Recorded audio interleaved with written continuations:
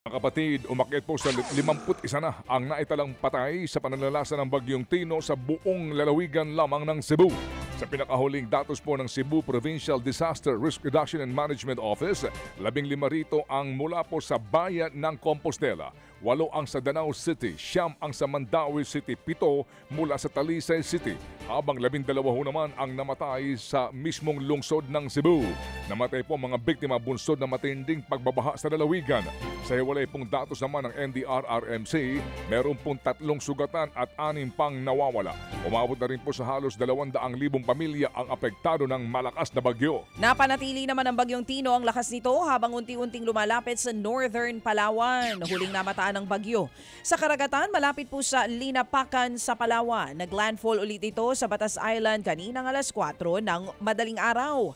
Tatawirin po niya ng northern Palawan bago nga lumabas sa West Philippine Sea. Ngayong umaga, saka naman lalabas ang bansa mamayang gabi o bukas ng umaga. Kumikilos po ito pakanluran at taglay ang hangin aabot sa 120 kph at pagbugso na hanggang 165 kph. Sa ngayon, nakataas pa rin ang signal number 3 at signal number 4 sa northern portion ng Palawan at Calamian maging sa Cuyo Island.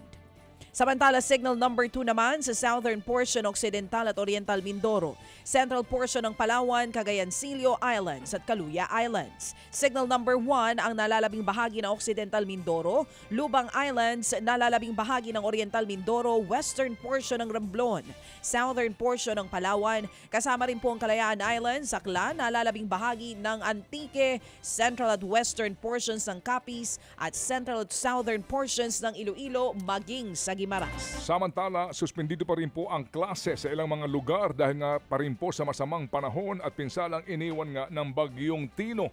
Wala pong pasok ngayon sa lahat ng antas sa mga lalawigan ng Aklan, Quezon at maging sa Romblon. Gayon din po sa Binangonan, Rizal at mga bayan po ng Calintaan, Rizal at San Jose sa Occidental Mindoro. Lahat ng antas din ang walang pasok sa ilang lugar sa Palawan, kabilang po ang Puerto Princesa at maging sa mga bayan po ng Brooks Point at Kalayaan, Sofronio, Española, Nara at Quezon. Wala din pong pasok ngayon sa Libertad sa Antique. Wala din pong klase sa ilang mga lugar sa lalawigan ng Cebu, kasama ang Cebu City, Barili, Bogo City at Boljonon. Pati na rin po ang Carcar City, Catmon at Compostela. Wala din pong pasok ngayon sa lahat ng antas sa Consolacion, Liloan, Madiin, Sambuan, Lapu-Lapu City at Mandaue City. At wala din po ngayong klase sa Tacloban City sa Leyte. Samantala sa iba pang balita, pinakakasuhan na ng Independent Commission for Infrastructure o ICI si dating DPWH Secretary Manuel Bonoan at ilan pang opisyales kaugnay po ng flood control projects. Base sa interim report ng ICI, Ghost Project daw ang 72 million pesos na riverbank protection structure dyan po sa Plaridel na hindi daw natapos pero nabayaran ng buo.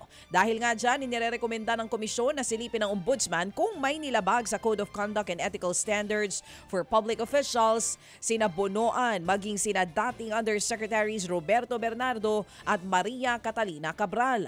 Kasama rin sa iimbestigahan ang ilang district engineers at contractor ng proyekto na sina Henry Alcantara, Bryce Hernandez at Yumir Villanueva ng Top Notch Catalyst Construction. Posibleng makasuhan po sila ng graft, malversation, falsification at maging paglabag sa Procurement Act. Ang giit pa ng ICI, may matinding sabwatan daw sa likod ng maanumalyang proyekto. Magtatatag naman ng task force ang ombudsman para siyasatin ang flood control projects ng Pamilya Villar. Kabilang po ang multi-billion peso River Drive Project mula Bacoor hanggang sa Las Piñas. Target nga ng ombudsman na makapagsampa ng mga kaso bago po ang November 11 at ayon kay Ombudsman Remulla, baka raw mayroong magpasko sa kulungan. Baka. Samantala po naman posible daw po maharap naman sa reklamong gross inexcusable negligence o pagpapabaya si dating House Speaker Martin Romualdez. dahil sa naging papel nito sa pagtatalaga kay dating Congressman Zaldico bilang dating nga pong pinuno o chairman ng House Committee on Appropriations at pagkakadawit ng dating mambabatas sa kalaunan sa anomalya sa flood control projects. Ayon kay Ombudsman Boying Remulla, responsable kay Jose Romualdez bilang pinuno ng Kamara, kaya kasama siya sa dapat na managot.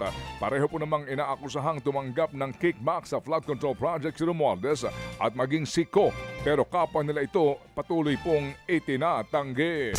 Mga kapatid, brothers and sisters, saan ka pa? Dito na tayo sa totoo.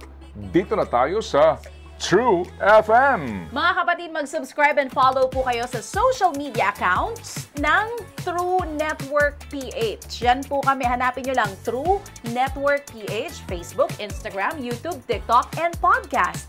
Mapa Apple or Spotify man yan, mahahanap nyo kami. Lahat ng mga napapanood at napapakinggan nyo po sa programa, nasa social media accounts namin yan. So, paano mga kapatid? See you sa social media!